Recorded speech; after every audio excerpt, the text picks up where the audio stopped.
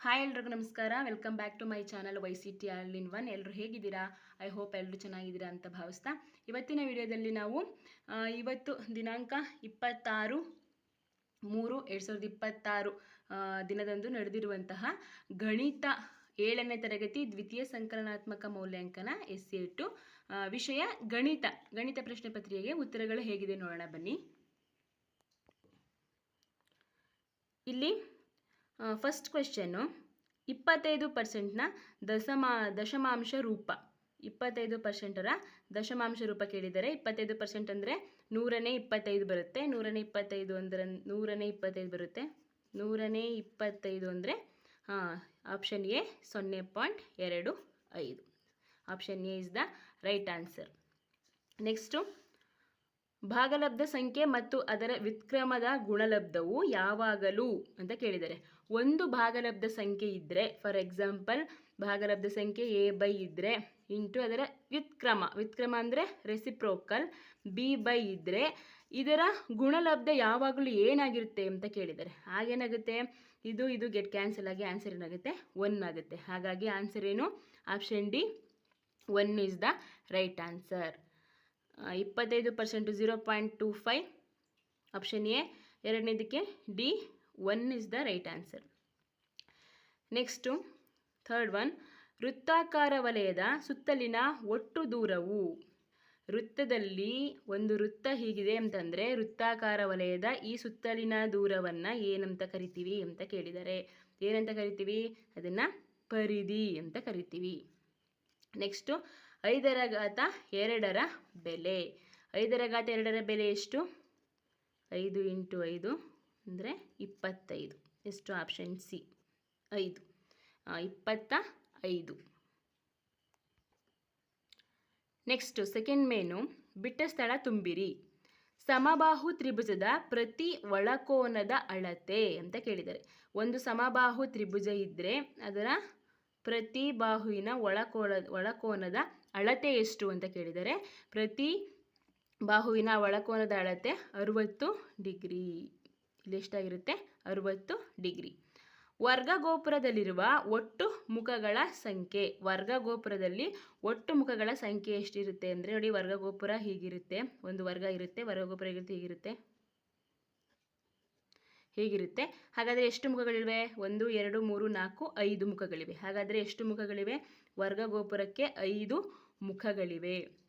Next seventh one, 1/-3 ಅಥವಾ -1/4ಗಳಲ್ಲಿ ದೊಡ್ಡ ಭಾಗಲಬ್ಧ ಸಂಖ್ಯೆ ಡ್ಯಾಶ್ ಆಗಿದೆ ಅಂತ ಕೇಳಿದ್ದಾರೆ. ಯಾವುದಾಗಿದೆ? 1/-3 ಅಥವಾ -1/4ಅಲ್ಲಿ ದೊಡ್ಡ ಭಾಗಲಬ್ಧ ಸಂಖ್ಯೆ ಏನಾಗಿದೆ ಅಂತ ಕೇಳಿದ್ದಾರೆ. ಇದನ್ನ ನಾವು ಭಾಗಾಕಾರ ಮಾಡಿದ್ರೆ ಇದ್ರದ್ದು 0.33 ಸಮಥಿಂಗ್ ಬರುತ್ತೆ. ಇದ್ರದ್ದು ಹಾಗಾಗಿ ಇದನ್ನು ನಾವು ಭಾಗಾಕಾರ ಮಾಡಿದ್ರೆ 0.33 ಸಮಥಿಂಗ್ ಬರುತ್ತೆ. ಇದನ್ನು ಭಾಗಾಕಾರ ಮಾಡಿದ್ರೆ 0.25 ಸಮಥಿಂಗ್ ಬರುತ್ತೆ. ಹಾಗಾಗಿ 25 ಬರುತ್ತೆ. ಹಾಗಾಗಿ ದೊಡ್ಡ ಭಾಗಲಬ್ಧ ಸಂಖ್ಯೆ ಯಾವುದು? ಇವುಗಳಲ್ಲಿ -1/4. ಹಾಗಾಗಿ -1/4. ನೆಕ್ಸ್ಟ್ ಏಯ್ತ್ ಒನ್, ಒಂದೇ ಕೇಂದ್ರವನ್ನು ಹೊಂದಿರುವ ವೃತ್ತಗಳಿಗೆ ಡ್ಯಾಶ್ ಎನ್ನುವರು. ಒಂದೇ ಕೇಂದ್ರವನ್ನು ಹೊಂದಿರುವ ವೃತ್ತಗಳಿಗೆ ಏನಂತ ಕರೀತಾರೆ? ಏಕಕೇಂದ್ರೀಯ ವೃತ್ತಗಳು.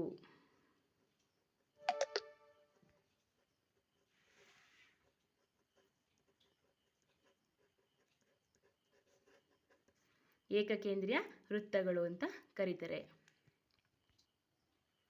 ನೆಕ್ಸ್ಟ್ ಮೂರನೇ ಮೇನಲ್ಲಿ ಈ ಕೆಳಗಿನ ಸಮಸ್ಯೆಗಳನ್ನು ಬಿಡಿಸಿ ಅಂತ ಕೇಳಿದರೆ 9ನೇದು, ಸಿ ಮತ್ತು ಡಿಗಳ ವ್ಯತ್ಯಾಸಕ್ಕೆ ಅವುಗಳ ಮೊತ್ತದಿಂದ ಗುಣಿಸಿದೆ. ಈ ಹೇಳಿಕೆಯನ್ನು ಬೀಜೋಕ್ತಿಯ ರೂಪದಲ್ಲಿ ಬರೆಯಿರಿ ಅಂತ ಕೇಳಿದ್ದಾರೆ. ಇಲ್ಲಿ ಕೊಟ್ಟಿದ್ದಾರೆ ನೋಡಿ, ಸಿ ಮತ್ತು ಡಿಗಳ ವ್ಯತ್ಯಾಸಕ್ಕೆ ಅವುಗಳ ಮೊತ್ತದಿಂದ ಗುಣಿಸಿದೆ ಅಂತಂದರೆ ಸಿ ಮತ್ತು ಡಿಗಳ ವ್ಯತ್ಯಾಸ ಅಂದರೆ ಮೈನಸ್ ಬರಬೇಕು. ಇವುಗಳ ವ್ಯತ್ಯಾಸಕ್ಕೆ ಅವುಗಳ ಮೊತ್ತದಿಂದ ಅಂದರೆ ಇವುಗಳ ಮೊತ್ತದಿಂದನೇ ಅಂದರೆ ಸಿ ಪ್ಲಸ್ ಡಿ ಇಂದ ಏನಾಗಿದೆ? ಗುಣಿಸಿದೆ ಅಂತ ಅರ್ಥ. ಅಂದರೆ ಸಿ - ಡಿ × ಸಿ + ಡಿ. ಇದನ್ನು ನಾವು ಬ್ರಾಕೆಟಲ್ಲೂ ಬರೀಬೋದು. C - D C + D bracket ಹಾಕಿದ್ವಿ ಅಂದರೆ ಅಲ್ಲಿ ಗುಣಾಕಾರ ಇದೆ ಅಂತ. ಹಾಗಾಗಿ ಸಿ - ಡಿ × ಸಿ + ಡಿ. 10ನೇದು ಘಾತ ಸಂಖ್ಯೆ 2 ಹೋಲ್ ಟು ದಿ ಪವರ್ 4 ಅಂದರೆ 2 to the power 3 whole to the ಪವರ್ 4 ಅನ್ನು ಘಾತಾಂಕಗಳ ನಿಯಮಗಳನ್ನು ಬಳಸಿ ಸುಲಭೀಕರಿಸಿ. ಘಾತ ಸಂಖ್ಯೆ 2 ಹೋಲ್ ಟು ದಿ ಪವರ್ 4 ಅನ್ನು ಘಾತಾಂಕಗಳ ನಿಯಮಗಳನ್ನು ಬಳಸಿ ಸುಲಭೀಕರಿಸಿ ಅಂತ ಕೇಳಿದ್ದಾರೆ. ಹೇಗೆ ಇದನ್ನು ಮಾಡೋದು, ಯಾವ ನಿಯಮ ಇದೆ ಇದಕ್ಕೆ? ಘಾತಾಂಕಗಳ ನಿಯಮ ಯಾವ ನಿಯಮ ಇದೆ ಅಂತಂದರೆ ನೋಡ್ರಿ ಇಲ್ಲಿ 10ನೇದು ನೋಡಿ ಇಲ್ಲಿ ಯಾವುದಿದೆ, 2 to the power of 3 whole to the power of 4 ಅಂದರೆ ಯಾವ ನಿಯಮ? a to the power m whole to the power n. ಈ ನಿಯಮವನ್ನು ಫಾಲೋ ಮಾಡುತ್ತೆ. ಹಾಗಾಗಿ ಇದು ರೂಲ್ಸ್ ಏನು ಹೇಳುತ್ತೆ? a power m into n ಅಂತಂದರೆ ಘಾತಾಂಕಗಳನ್ನ ಗುಣಿಸ್ಕೊಳ್ಳಿ ಅಂತ ಹೇಳುತ್ತೆ. ಹಾಗಾಗಿ 2 to the power of 3 whole to the power of 4ನ ಇಲ್ಲಿ a power m into n ಅಂದರೆ ಇಲ್ಲಿ m n ಜಾಗದಲ್ಲಿ 3 ಇಂಟು 4. ಹಾಗಾದರೆ 2 to the power 12. 2 to the power 12 is the right answer. ಇನ್ನು 11ನೇದು ಇಂಗ್ಲಿಷ್ ಅಕ್ಷರದ ಝಡ್ನಲ್ಲಿ ಇರುವ ಪರಿಭ್ರಮಣ ಸಮಮಿತಿಯ ಕ್ರಮ ಎಷ್ಟು ಅಂತ ಕೇಳಿದ್ದಾರೆ. ಝಡ್ನಲ್ಲಿರುವ ಪರಿಭ್ರಮಣ ಸಮಮಿತಿಯ ಕ್ರಮ ಎಷ್ಟಾಗುತ್ತೆ? ಕ್ರಮ 2 ಕ್ರಮ ಆಗುತ್ತೆ. ಇಲ್ಲಿ ನೋಡಿ ಕ್ರಮ 2. 12ನೇದು ಆಯತಘನ ಮತ್ತು ವೃತ್ತ ಇವುಗಳಲ್ಲಿ ಯಾವುದು ಘನಾಕೃತಿಯಾಗಿದೆ ಬರೆಯಿರಿ ಅಂತ ಕೇಳಿದ್ದಾರೆ. ಆಯತಘನ ಮತ್ತು ವೃತ್ತ ಇವುಗಳಲ್ಲಿ ಯಾವುದು ಘನಾಕೃತಿ ಅಂತ ಕೇಳಿದ್ದಾರೆ. ಯಾವುದು ಘನಾಕೃತಿ? ವೃತ್ತ ಸಮತಲಾಕೃತಿ ಅಂದರೆ 2D, ಆಯತಘನ 3D ಅಂತಂದರೆ ಘನಾಕೃತಿ. ಆಯತಘನ ಈಸ್ ದ ರೈಟ್ ಆನ್ಸರ್. ಆಯತಘನ ಘನಾಕೃತಿಯಾಗಿದೆ. ನೋಡಿ 4th ಮೇನ್ ಈ ಕೆಳಗಿನ ಸಮಸ್ಯೆಗಳನ್ನು ಬಿಡಿಸಿ ಅಂತ ಕೊಟ್ಟಿದ್ದಾರೆ. 13ನೇದು ಕೆಳಗಿನ ಬೀಜ ಪದಗಳಲ್ಲಿರುವ ಸಜಾತಿ ಬೀಜ ಪದಗಳನ್ನು ಗುರುತಿಸಿ ಬರೆಯಿರಿ. ಸಜಾತಿ ಅಂದರೆ ಒಂದೇ ಥರ ಚರಾಕ್ಷರಗಳನ್ನ ಹೊಂದಿರುವಂತೆ ನಿಮ್ಗೆ ಆಗಲೇ ಗೊತ್ತಿದೆ. ಹಾಗಾಗಿ ಸಜಾತಿ ಬೀಜ ಪದಗಳನ್ನು ಗುರುತಿಸಿ ಬರೆಯಿರಿ ಅಂದರೆ ಇಲ್ಲಿ 2 ಗುಂಪು ಇದೆ. ಯಾವ್ಯಾವುದು ಅಂದರೆ ನೋಡಿ ಇಲ್ಲಿ 2 ಗ್ರೂಪ್ ಇದೆ. First one XY group, XY 4XY 15XY ಇದು ಒಂದು ಗ್ರೂಪು, ಇದೊಂದು ಸಜಾತಿ ಗುಂಪು. ಇನ್ನೊಂದು 3N 19N ಇದು ಒಂದು ಗುಂಪು. ಹಾಗಾಗಿ XY 4XY 15XY ಎರಡನೇ ಗುಂಪು 3N 19N. 14ನೇ ಕ್ವೆಶ್ಚನು ಲಂಬ ಸಮಮಿತಿ ಅಕ್ಷವನ್ನು ಹೊಂದಿರುವ ಇಂಗ್ಲಿಷ್ ವರ್ಣಮಾಲೆಯ 4 ಅಕ್ಷರಗಳನ್ನು ಹೆಸರಿಸಿ ಅಂತ ಕೇಳಿದ್ದಾರೆ. ಲಂಬ ಸಮಮಿತಿ ಅಂದ್ರೇನು? ನಾವು ಲಂಬ ರೇಖೆಯನ್ನು ರಚಿಸಿದಾಗ, ಫಾರ್ ಎಕ್ಸಾಂಪಲ್ ಇಲ್ಲಿ ಎ ಅಂತ ಬರೀತೀನಿ, ಈ ರೇಖೆಯನ್ನು ರಚಿಸಿದಾಗ ಲಂಬ ಸಮಮಿತಿ ರೇಖೆಯನ್ನು ಹೇಳಾಗಿ ಇರಬೇಕು. ಈ ಕಡೆನೂ ಕೂಡ ಸಮವಾಗಿರಬೇಕು. ಇದನ್ನು ಲಂಬ ಸಮಮಿತಿ ಅಂತ ಕರಿತೀವಿ. ಹಾಗಾಗಿ ಎಗೆ ಲಂಬ ಸಮಮಿತಿ ಇದೆ, ಬಿಗೆ ಇದೆಯಾ? ಇಲ್ಲ. ಹಾಗಾಗಿ ಇಲ್ಲಿ ಕೇಳಿದರೆ ಲಂಬ ಸಮಮಿತಿ ಅಕ್ಷವನ್ನು ಹೊಂದಿರುವ ಅಂತ ಕೇಳಿದ್ದಾರೆ. ಹಾಗಾಗಿ ನೀವು ಚೆಕ್ ಮಾಡಿ ಯಾವ್ಯಾವುದು ಲಂಬ ಸಮಮಿತಿ ಹೊಂದಿರೋಣ ಅಂತ ಬರೀಬೇಕು. ಅದಕ್ಕೆ ಆನ್ಸರ್ ಹೀಗಿದೆ ನೋಡಿ. ಯಾವ್ಯಾವುದಿದೆ ಲಂಬ ಸಮಮಿತಿ? A H I M O X T U V ಇವೆಲ್ಲ ಲಂಬ ಸಮಮಿತಿಯನ್ನು ಹೊಂದಿದೆ. ಹಾಗಾಗಿ ನೀವು ಚೆಕ್ ಮಾಡಿಕೊಂಡು ಬರೆಯಿರಿ. ಇಲ್ಲಿ 4 ಮಾತ್ರ ಕೇಳಿದರೆ, ಅದಕ್ಕೆ ನಾನು ಇಷ್ಟು ಮೆನ್ಷನ್ ಮಾಡಿದ್ದೀನಿ. ನೀವು ಚೆಕ್ ಮಾಡಿ ಬರೀರಿ. ನೆಕ್ಸ್ಟು 15ನೇ ಕ್ವೆಶ್ಚನ್ ನೋಡಿ. 25% ಬೆಲೆ ಕಂಡುಹಿಡಿಯಿರಿ. 25% ಬೆಲೆ ಹೇಗೆ ಕಂಡುಹಿಡಿಯೋದು ನೋಡಿ. 25% ಅಂದರೆ 25% ಅಂದ್ರೇನು? 100ನೇ 25 ಇಂಟು 1000. ಹಾಗಾಗಿ 2 0 2 0 ಕ್ಯಾನ್ಸಲ್ಲು. 25 ಇಂಟು 10 250. ಹಾಗಾಗಿ ರೈಟ್ ಆನ್ಸರು 250. ನೆಕ್ಸ್ಟು 16ನೇ ಕ್ವೆಶ್ಚನ್. -45 ಡಿವೈಡೆಡ್ ಬೈ -18 ಆದರ್ಶ ರೂಪದಲ್ಲಿ ಬರೆಯಿರಿ. ಆದರ್ಶ ರೂಪದಲ್ಲಿ ಬರೆಯಿರಿ ಅಂದ್ರೇನು? ಸಿಂಪ್ಲಿಫಿಕೇಶನ್ ಮಾಡಿ ಅಂದರೆ ಸುಲಭೀಕರಿಸಿ, ಫೈನಲ್ ತಂದು ನಿಲ್ಲಿಸಿ ಅಂತ ಅರ್ಥ. ಹಾಗಾಗಿ -45 ಡಿವೈಡೆಡ್ ಬೈ -18 ಅಂದರೆ ಇದು ಎಷ್ಟರಿಂದ? ಇವೆರಡು ಕೂಡ ಒಂದೇ ಮಗ್ಗಿಯಿಂದ ಭಾಗ ಆಗಬೇಕು. ಎಷ್ಟರಿಂದ ಭಾಗ ಆಗ್ತದೆ? ಇದು 9ರಿಂದ ಭಾಗ ಆಗ್ತದೆ. 9 2 18, 9 5 45, ಮೈನಸ್ ಗೆಟ್ ಕ್ಯಾನ್ಸಲ್. ಹಾಗಾಗಿ 5/2 is the right answer. Next 7x² ಅಪವರ್ತನ ವೃಕ್ಷ ರಚಿಸಿ ಅಂತ ಕೇಳಿದ್ದಾರೆ. 7x²y ಅಪವರ್ತನ ವೃಕ್ಷ ರಚಿಸಿ ಅಂತ. ಅದಕ್ಕೆ ಹೇಗಿದೆ? ಇದೆಲ್ಲ ಈಸಿ ಇದೆ. 7x² ಬೆಳೆದ್ರೆ ಇಲ್ಲಿ ಪ್ಲಸ್ಸು ಮೈನಸ್ ಇದೆ, 2 ಬೀಜ ಪದಗಳಿದೆ ಅಂತ ಅನ್ಕೋಬೋದಾಗಿತ್ತು. ಪ್ಲಸ್ಸು ಮೈನಸ್ ಏನೂ ಇಲ್ಲ, ಹಾಗಾಗಿ ಒಂದೇ ಬೀಜ ಪದ ಇದು. ಹಾಗಾಗಿ 7x²y ಹೀಗೆ ಬರ್ಕೊಳ್ಳಿ. 7x² ಇದೆ, x y ಹೀಗೂ ಬರಿಬೋದು. ಇನ್ನೊಂದು ಮೆಥಡ್ ಅಂದರೆ ನೋಡಿ ಹೀಗೂ ಡೈರೆಕ್ಟಾಗೆ ಮಾಡ್ಬೋದು, ಅಥವಾ ನಾನು ಹೀಗೆ ಮಾಡ್ತೀನಿ ಅಂತಂದರೆ ನೋಡಿ ಇಲ್ಲಿ 7x²y, ಇದರಲ್ಲಿ ಏನಿದೆ 7, ಇಲ್ಲಿ x², ಇಲ್ಲಿ ನಾವು ಇಲ್ಲೊಂದು ಹಾಕ್ಕೊಂಡು ಎಕ್ಸು, ಇಲ್ಲಿ ಎಕ್ಸ್, ಹೀಗೆ ಬೇಕಾದ್ರೂ ನಾವು ಮಾಡ್ಕೋಬೋದು, ಅಥವಾ ಡೈರೆಕ್ಟಾಗಿ ಮಾಡ್ತೀನಿ ಅಂದರೆ ಹೀಗೂ ಕೂಡ ಮಾಡ್ಬೋದು. ಎರಡು ಕೂಡ ರೈಟ್ ಆನ್ಸರ್ ಇದೆ. ಇದು ಅಪವರ್ತನ ವೃಕ್ಷ. ನೆಕ್ಸ್ಟು ಸಂಖ್ಯೆ 256 2ರ ಘಾತಾಂಕ ರೂಪದಲ್ಲಿ ವ್ಯಕ್ತಪಡಿಸಿ ಅಂತ ಕೇಳಿದ್ದಾರೆ. ಇದಕ್ಕೆ ನಾವು ಲಾಸ ಕಂಡುಹಿಡ್ಕೊಂಡ್ರೆ ಅದೇ ಗೊತ್ತಾಗುತ್ತೆ ಎಷ್ಟಿದೆ ಅಂತ ಅಂದ್ಬಿಟ್ಟು. ನೋಡಿ 256 ಹಾಕೊಂಡಿದ್ದೀನಿ. 2ರ ಅಪವರ್ತನ ಕೇಳಿರೋದ್ರಿಂದ, 2ರ ಘಾತಾಂಕ ಕೇಳಿರೋದ್ರಿಂದ 2ರಲ್ಲಿ ಮಾಡ್ತಾಯಿದ್ದೀನಿ. ನೋಡಿ ಇಲ್ಲಿ 2 1 2, 2 2 4, 2 8 16. ಹಾಗೆ ಇಲ್ಲಿ ನಾವು ಮಾಡ್ಕೊಂಡು ಹೋದರೆ ನಮಗೆ ಎಷ್ಟು ಸಿಗ್ತದೆ? 1 2 3 4 5 6 7 8. ಹಾಗಾಗಿ 256 ಬರಬೇಕಂದ್ರೆ ನನಗೆ 2ರ ಘಾತ 8, 2ರ ಘಾತ 8 ಅಂದರೆ ನನಗೆ 256 ಸಿಗ್ತದೆ. 2 2 4, 4 2 8, 8 2 16, 16 32, 32 64, 64 128, 128 256. ಹಾಗಾಗಿ 256 ಅಂದರೆ 2ರ ಘಾತ 8. ನೆಕ್ಸ್ಟ್ ಇಲ್ಲಿ ನೋಡಿ, ಈ ಆಕೃತಿಗಳಲ್ಲಿ ಸಮಮಿತಿ ರೇಖೆಗಳ ಸಂಖ್ಯೆ ತಿಳಿಸಿರಿ ಅಂತಿದೆ. ಈ ಆಕೃತಿಗಳಲ್ಲಿ ಸಮಮಿತಿ ರೇಖೆಗಳ ಸಂಖ್ಯೆ ತಿಳಿಸಿರಿ ಅಂತ. ನೋಡಿ ಸಮಮಿತಿ ರೇಖೆಗಳು ಅಂತಂತಂದರೆ ರೇಖೆಗಳು ಎಷ್ಟಿದೆ? ಇದು ಒಂದು ಆಯತ, ಇದಕ್ಕೆ ಸಮಮಿತಿ ರೇಖೆ ಹೇಗೆ ಎಷ್ಟಿದೆ ನೋಡಿ. ಇಲ್ಲಿ ಸಮಮಿತಿ ರೇಖೆ ಹೀಗೊಂದು ಹೇಳ್ಬೋದು, 1 ಇದು 2, ಒಂದು ವರ್ಟಿಕಲ್ಲು ಒಂದು ಹಾರಿಜಾಂಟಲ್ ಆಗಿ 2 ಸಮಮಿತಿ ರೇಖೆಗಳಿವೆ. ಇದಕ್ಕೂ ಕೂಡ ಹಾಗೆ ನೋಡಿ, 1 1 2 ವರ್ಟಿಕಲ್ ಆಗೂ ಇದೆ, ಹಾರಿಜಾಂಟಲ್ ಆಗಿದೆ. ಹಾಗಾಗಿ ಎರಡಕ್ಕೂ ಕೂಡ ಆನ್ಸರು 2 ಆಗಿರುತ್ತೆ. ಹಾಗಾಗಿ ಎರಡಕ್ಕೂ ಕೂಡ ಆನ್ಸರು 2, 2 ಸಮಮಿತಿ ರೇಖೆಗಳನ್ನು ಹೊಂದಿದೆ ಅಂತಂದ್ಬಿಟ್ಟು. ನೋಡಿ ಆಯತಕ್ಕೆ ಸಮಮಿತಿ ರೇಖೆಗಳ ಸಂಖ್ಯೆ ಎಷ್ಟು? 2, ಚೌಕಕ್ಕೆ ಸಮಮಿತಿ ರೇಖೆಗಳ ಸಂಖ್ಯೆ 4. ಆದರೆ ಇಲ್ಲಿ ಅವ್ರು ಕೊಟ್ಟಿರೋ ಪಿಕ್ಚರ್ಸ್ಗೆ 2 ಕೂಡ ಸಮಮಿತಿ ರೇಖೆಗಳ ಸಂಖ್ಯೆ 2 ಆಗಿದೆ. ಅದು ಹೇಗೆ ಅಂತ ನಾನು ನಿಮಗೆ ತೋರಿಸಿದ್ದೀನಿ ಕೂಡ. 20ನೇದು, ವರ್ಗಗೋಪುರದಲ್ಲಿ ಅಂಚುಗಳು ಹಾಗೂ ಶೃಂಗಗಳು ಎಷ್ಟಿವೆ ಅಂತ ಕೇಳಿದ್ದಾರೆ. ವರ್ಗಗೋಪುರದಲ್ಲಿ ಅಂಚುಗಳು ಎಷ್ಟಿವೆ, ಶೃಂಗಗಳು ಎಷ್ಟಿವೆ ಅಂತ. ನೋಡಿ ವರ್ಗಗೋಪುರದಲ್ಲಿ ಅಂಚುಗಳು 8 ಇರ್ತವೆ ಮತ್ತು ಶೃಂಗಗಳು 5 ಇರ್ತವೆ. ವರ್ಗಗೋಪುರದಲ್ಲಿ ಅಂಚುಗಳು 8 ಇರ್ತವೆ, ಶೃಂಗಗಳು 5 ಇರ್ತವೆ.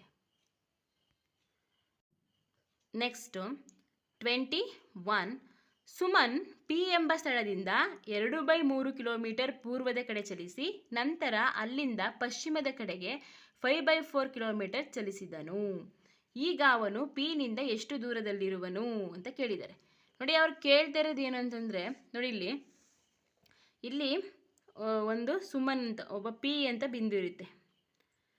ಪಿ ಇದು ಈಗ ಸುಮನ್ ಇಲ್ಲಿ ನಿಂತಿದ್ದಾನೆ ಅಂದರೆ ಈಗ ಪೂರ್ವಕ್ಕೆ ಹೋಗ್ತಿದ್ದಾನೆ ಅಂತಂದರೆ ಇದೇ ಪೂರ್ವ ಅಂತ ತಿಳ್ಕೊಂಡ್ರೆ ಪೂರ್ವಕ್ಕೆ 2/3 ಕಿಲೋಮೀಟರ್ ಚಲಿಸಿದಂತೆ. 2/3 ಕಿಲೋಮೀಟರ್ ಚಲಿಸಿದ, ಮತ್ತೆ ಪೂರ್ವದ ಕಡೆ ಚಲಿಸಿ ನಂತರ ಅಲ್ಲಿಂದ ಪಶ್ಚಿಮದ ಕಡೆಗೆ. ಇದು ಪೂರ್ವ ಅಂತ ನಾನು ಅಂದ್ಕೊಂಡ್ರೆ, ಇದು ಪೂರ್ವ ಅಂದ್ಕೊಂಡ್ರೆ ಪಶ್ಚಿಮ ಯಾವುದಪ್ಪ? ಇದು ಪಶ್ಚಿಮ ಅಲ್ವಾ? ಪೂರ್ವ ಪಶ್ಚಿಮ. ಹಾಗೆ ಈ ಪಾಯಿಂಟಿಂದ ಪೂರ್ವದ ಕಡೆಗೆ 2/3 ಕಿಲೋಮೀಟರ್ ಚಲಿಸಿದ್ದ ಅಲ್ವಾ? ಅದೇ ಮತ್ತೆ ಅವನು ಪಶ್ಚಿಮದ ಕಡೆಗೆ 5.4 ಕಿಲೋಮೀಟರ್ ಚಲಿಸಿದಂತೆ. ಅಂತಂದರೆ ಈ ಮತ್ತೆ ಪಶ್ಚಿಮಕ್ಕೆ ಹೀಗೆ 5.4 ಹಿಂಗೆ ಮತ್ತೆ ಪಶ್ಚಿಮಕ್ಕೆ ಹಿಂತಿರ್ಕೊಂಡು ಹಿಂಗೆ ಚಲಿಸ್ಕೊ ಬಂದಮೇಲೆ ಮತ್ತು ಪಿಗೂ ಈ ಪಾಯಿಂಟ್ ಪಿ ಇದೆಯಲ್ಲ, ಪಿಗೂ ಚಲಿಸಿದೂರಕ್ಕೂ ಎಷ್ಟು ಡಿಸ್ಟೆನ್ಸ್ ಇದೆ ಅಂತ ಕ್ವಶನ್ ಕೇಳಿದ್ದಾರೆ. ಹಾಗಾಗಿ ನಾವಿಲ್ಲಿ ಏನು ಮಾಡಬೇಕು? 2/3 ಮೈನಸ್ 5/4. 2/3 ದೂರ ಹೋಗಿದ್ದ, ಮತ್ತೆ ಅವನು 5/4 ಬಂದ ಅಲ್ವಾ? ಅದರಲ್ಲಿ ಇದನ್ನು ಮೈನಸ್ ಮಾಡಿದ್ರೆ ನಮ್ಗೆ ಎಷ್ಟು ಉಳಿಯುತ್ತೋ ಅಷ್ಟು ಡಿಸ್ಟೆನ್ಸ್, ಇನ್ನು ಅವನಿಗೆ ಪಿ ಮುಟ್ಟಕ್ಕೆ ಅಷ್ಟು ಡಿಸ್ಟೆನ್ಸ್ ಬಾಕಿ ಇದೆ ಅಂತ. ಹಾಗಾಗಿ ಇಲ್ಲಿ LCM ತೊಗೋಬೋದು. ಇವೆರಡಕ್ಕೂ LCM ತೊಗೊಂಡು ಒಂದು ಮೆಥಡ್ ಮಾಡಿ, ಇಲ್ಲಾಂದರೆ ಕ್ರಾಸ್ ಮಲ್ಟಿಪ್ಲಿಕೇಶನ್ ಮಾಡಿ. ನಾನಿಲ್ಲಿ ಕ್ರಾಸ್ ಮಲ್ಟಿಪ್ಲಿಕೇಶನ್ ಮೆಥಡ್ ಯೂಸ್ ಮಾಡಿದ್ದೀನಿ. 4 3 12, 4 2 8, 5 3 15 ಮೈನಸ್ ಇದೆ.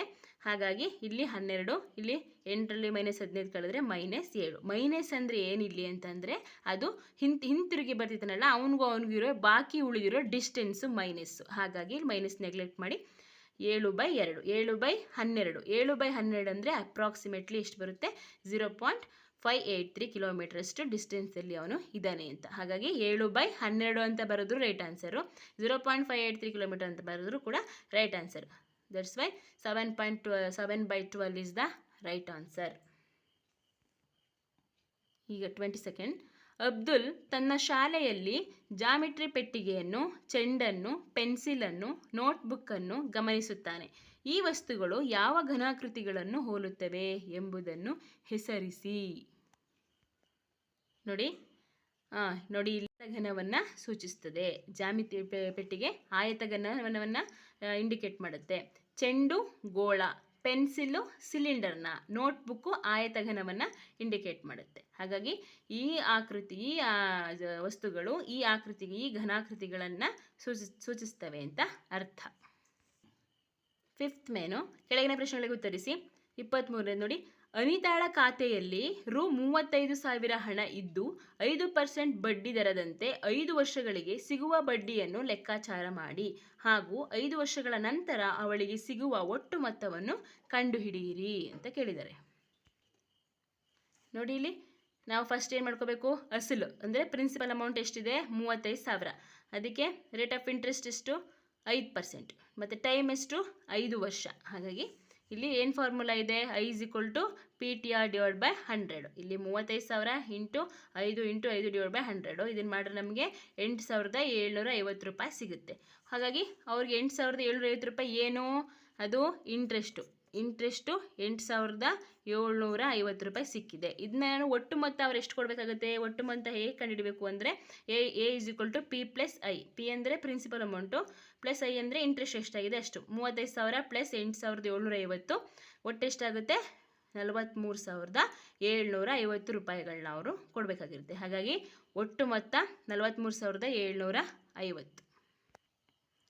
ನೆಕ್ಸ್ಟ್ 24ನೇದು, ಓ ವೃತ್ತ ಕೇಂದ್ರವಿರುವ 3.5 ಸೆಂಟಿಮೀಟರ್ ತ್ರಿಜ್ಯವುಳ್ಳ ವೃತ್ತವನ್ನು ರಚಿಸಿ ಅದರಲ್ಲಿ OA ತ್ರಿಜ್ಯ ಮತ್ತು AB ವ್ಯಾಸ ಇವುಗಳನ್ನು ಗುರುತಿಸಿ ಅಂತ ಕೇಳಿದ್ದಾರೆ. 3.5 ಸೆಂಟಿಮೀಟರ್ ತ್ರಿಜ್ಯವನ್ನು ರಚಿಸಿಕೊಂಡು ಓ ವೃತ್ತ ಕೇಂದ್ರ ಹಾಗೆ OA ತ್ರಿಜ್ಯ ಮತ್ತು AB ವ್ಯಾಸವನ್ನು ಗುರುತಿಸಿ ಅಂತ ಕೇಳಿದ್ದಾರೆ. ಹಾಗಾಗಿ ನೋಡಿ ಇಲ್ಲಿ ನೋಡಿ ತ್ರಿಜ್ಯ ಇಲ್ಲಿಂದ ಇಲ್ಲಿವರೆಗೆ 3.5 ಸೆಂಟಿಮೀಟರೇ ಇರಬೇಕು. 3.5 ಸೆಂಟಿಮೀಟರ್ ತ್ರಿಜ್ಯಕ್ಕೆ 1 ಮಾರ್ಕ್ಸು, ವೃತ್ತ ಕೇಂದ್ರವನ್ನು ಗುರುತಿಸಿದರೆ 1 ಮಾರ್ಕ್ಸು, ತ್ರಿಜ್ಯ OAನ ಗುರುತಿಸಿದರೆ 1 ಮಾರ್ಕ್ಸು, ವ್ಯಾಸ ABನ ಗುರುತಿಸಿದರೆ 1 ಮಾರ್ಕ್ಸು. ಹಾಗಾಗಿ 4 ಮಾರ್ಕ್ಸು. ಹಾಗಾಗಿ 3.5 ಸೆಂಟಿಮೀಟರ್ ಇರುವ ತ್ರಿಜ್ಯವನ್ನು ರಚಿಸಿ OA ತ್ರಿಜ್ಯ, O ವೃತ್ತ ಕೇಂದ್ರ, AB ವ್ಯಾಸ ಅಂತ ನೀವು ಗುರುತಿಸಬೇಕು.